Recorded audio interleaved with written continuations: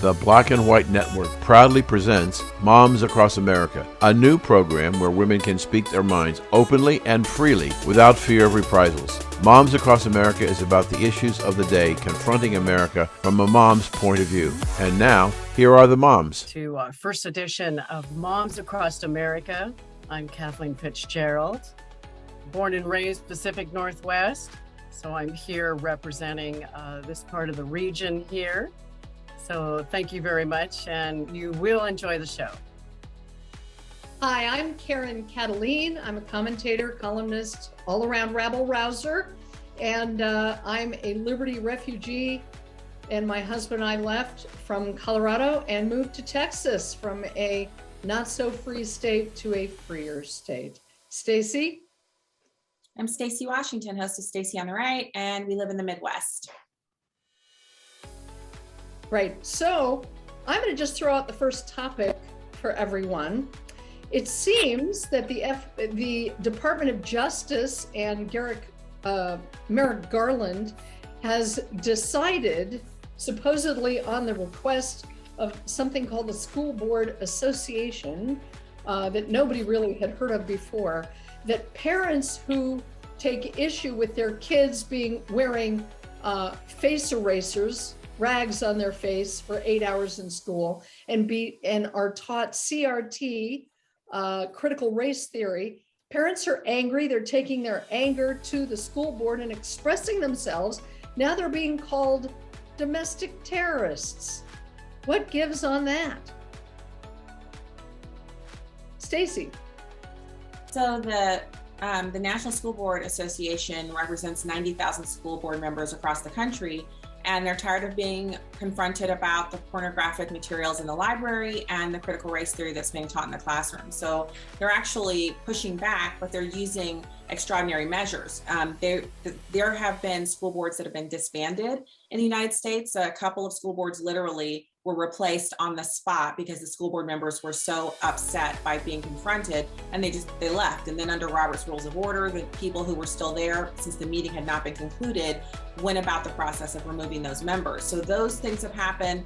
There's also been some threats of violence, which of course I don't agree with, but when I was on school board, I was vice president, director. I was also the secretary at one point.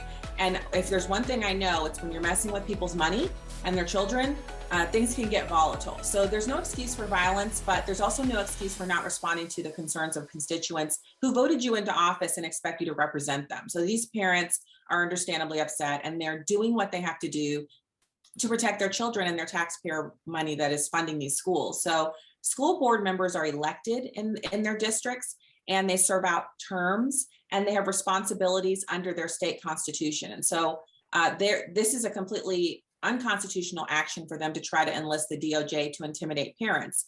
But parents can strike back against that as well.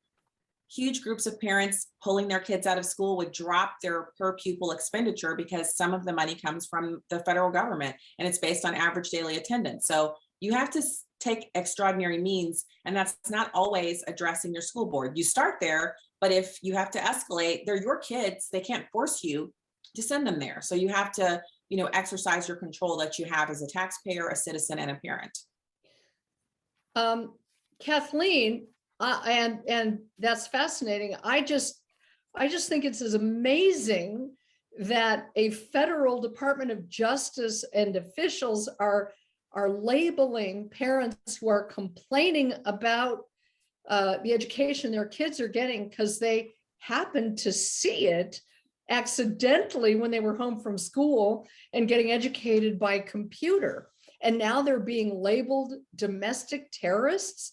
This isn't just overreach. This is a violation of the First Amendment, isn't it? Well, you're right. You're both right. Great points, both of you. The Attorney General, yes, Merrick Garland did speak back in June 15th of 2021 to the Justice Department of Washington, and it sparked quite an outrage. The memo came to be by the National School Board of Association. I really didn't know a lot about that association, but they sent a letter to Biden. And then the next thing we know, we have the Attorney General wanting to call in the FBI, like you said, to investigate parents who are speaking outright, speaking about their rights as parents. And again, yes, it was found out because parents were stuck at home because of the pandemic, and they started seeing what they were teaching, their students. And so he sent out another memo to the FBI to investigate parents. The memo said he wanted the FBI to take the lead on the task force to address threats against school officials, and even setting up a centralized way to report these threats. So they're going to be setting up a system to do this. And of course, it's threats of violence and other forms of intimidation. But Mitch McConnell sent out a letter and asked, who are the perpetrators? Do you have anybody? I mean, do you have any cases? And it was completely silent. So some are saying that this is a politically motivated abuse of power. Mhm. And also they want, okay, so let me back up. The good bright side of this is that the top Republicans and the US Senate are weighing in now, which means that the GOP is indicating that they're not going to let this issue go. And the Justice Department officials appearing before Congress will face tough questions on critical race theory. So that is really good news. And they're going to be talking more about the memo because they, again, want to use the Patriot Act to go after outspoken parents that are, going against the critical race theory and everything else that's been taught. And I found out that critical race theory is a kind of an umbrella of a whole array of issues that parents are finding that they're teaching their children, such as, the inappropriate sexual, education and these kinds of things. So that's what I found out. I wonder though, if there's any reason to believe the allegations that these parents have made violent threats and intimidation when we've seen a pattern of victimhood used as a political tactic even if they did, and I'm not convinced that they did, I haven't seen any evidence that parents have made violent threats. I've seen evidence that a man who was infuriated about his daughter being raped in a school bathroom by a kid dressed in a dress, and yet they covered it up. So one of my favorite phrases is falsus in uno, falsus in omnibus. False in one thing, false in everything. If you're dealing with a school board that has been caught in a lie of covering up something as severe as a rape, when they claim violent intimidation, I'm not so quick to believe that that is true, especially when they have tried to kill an ant with a sledgehammer and intimidate and make an example of parents, telling them that they're domestic terrorists. One more point, Terry McAuliffe, now running once again for governor, has already let the cat out of the bag. He doesn't think parents have a right to have any say in their kids' education. So we know what their motive is. We got to call them on it.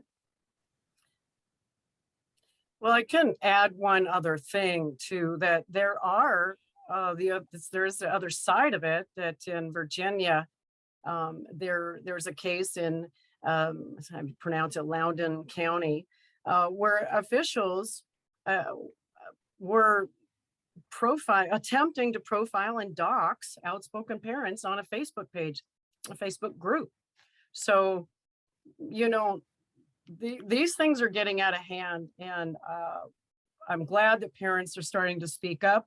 Everybody out there, you're doing great work going to the board meetings. We've got to keep it up. We have to stay outspoken. We cannot let these intimidation tactics, thwart our attempts to speak out for our children's health and our children's, the welfare and their education as well.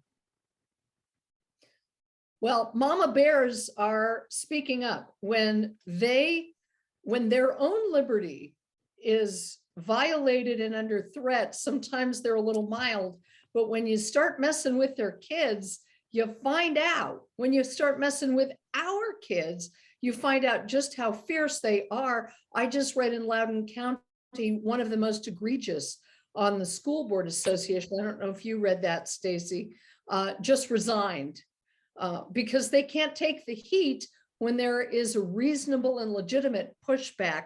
We should be reminded that the First Amendment guarantees our right to take grievances to petition our government, and that includes our school board, and to even suggest that this is domestic terrorism is, to my way of thinking, outrageous and Yeah, disqualifies them. Yeah, Mrs. Bass resigned because there was actually a lawsuit against her. So there were a number of issues. She'd been censured by the school board. They'd taken some actions against her for improper behavior. So she'd had a difficult road to hoe, but she's just one. She's one of them. Getting rid of her or having her resign is just one step in the many, many steps that need to be taken in Loudoun County. But because of the national attention the story has gotten, because the girl was raped and sodomized and really brutalized in that bathroom by that predator, and then he went on to assault another young woman in a different building in the same school district because he wasn't kept home on an ankle monitor, you get to a place where you see people sloughing off their responsibility, and really it's like passing a predator around school buildings and offering him new victims. So while of course, he's the alleged predator, I mean, it's pretty clear that something horrible has gone on in this district. The superintendent has apologized. One school board member resigned. I think the parents there are rallying around their victories right now, and they're planning on doing more. The entire school board needs to be replaced. So I think we have a big opportunity here to motivate other parents around the country. And that's one of the things we want to do here on Moms Across America. So we'll be back with more cool talk from great moms right after this. Welcome back to Moms Across America. I'm Stacy Washington, and my two co-hosts will reintroduce themselves briefly before we get back into some more really important discussions about what's going on across the country today. Yes. Well, I'm Karen Cataline. I'm host of Spouting Off, a talk radio program nationally syndicated, and I'm a commentator, columnist, and I do like to refer to myself as a rabble rouser. I hope I can do some rabble rousing. Kathleen. Hi, I'm Kathleen Fitzgerald. I'm about over here in the Pacific Northwest. I'm a mom, and I'm going to be a grandma soon. So I'm pretty excited about that. Thank you. And just really excited to be here because I have had a radio show before, and I've got a lot to say, and I've got a lot of truth to talk about with these two ladies. And I'm really excited to be here on the show, Moms Across America. Yeah. So I'm going to just dive right in and introduce the second topic of the show, which is going to affect everyone in America, and that is a supply chain crisis that's been brewing. We've been watching it week after week after week.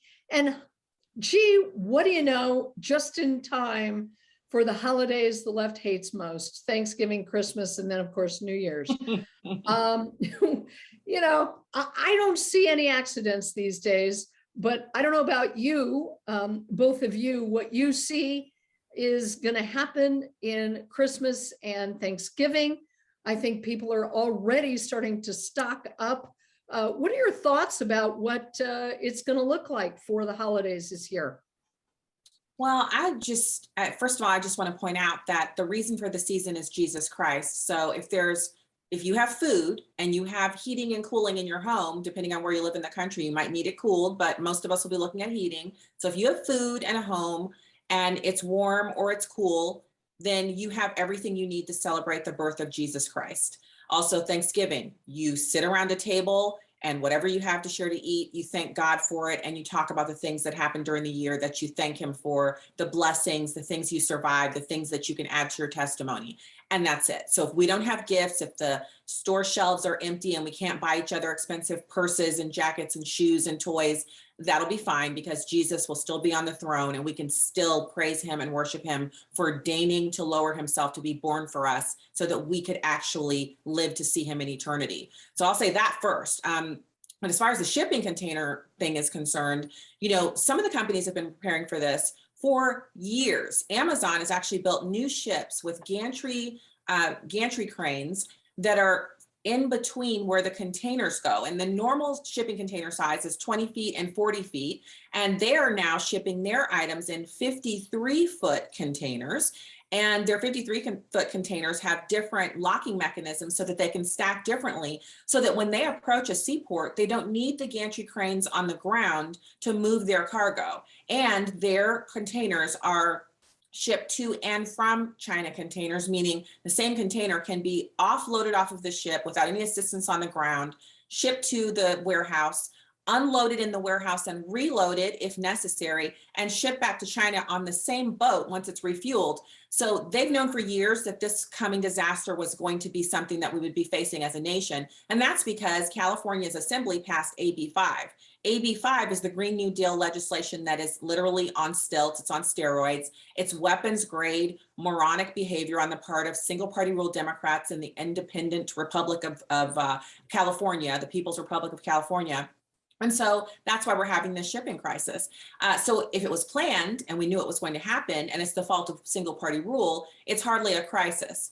So Americans have to look to states that are prepared to receive items like Florida. They won't be allowed to save the day under the Biden administration, but we can look forward to, as the big analysts have now announced this week, that this shipping crisis will last into 2022. And so there aren't enough trucks. There aren't enough trucks that are under 3 years old to actually move the cargo to the border of California and the other states neighboring it. So we really are looking at a man-made problem, just like the coronavirus pandemic, just like so many other things over this past 18 months.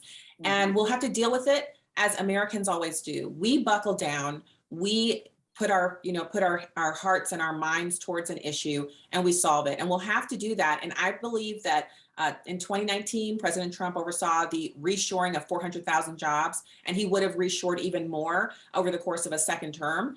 And until we can get a common sense president back in the White House, we have to do everything within our power as Americans to reshore manufacturing jobs back to this country. Because right now, everything we use and subsist on appears to come from outside of our beautiful country, which, by the way, was gifted to us by God, equipped with everything we would ever need, every energy product, every food product, the bread baskets of America. We have a land of milk and honey of plenty, and we don't need the Chinese to do anything anymore. So buy American.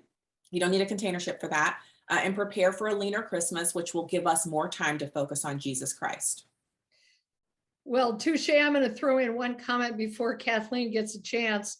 I wrote a piece very briefly called Coming Attractions, How the Left Stole Christmas, because these are government Grinches who hate everything that the holidays, the major holidays, Judeo-Christian holidays stand for. I'm not a Christian, I'm Jewish, but I hope that the holidays, this holiday, will be a resurgence of faith for all our faiths, and we'll recognize, as the Grinch did, which the left hates also, they hate Dr. Seuss even, that they will recognize that you don't need presents or tinsel or even roast beast to celebrate an American holiday called Christmas and Thanksgiving. So I think it's going to backfire. Thanks for joining us on this initial episode of Moms Across America, presented by Blacks and Whites Network. If you have comments about today's show, then go to the American Soapbox at blacksandwhites.us and post your opinion. Thanks for joining us.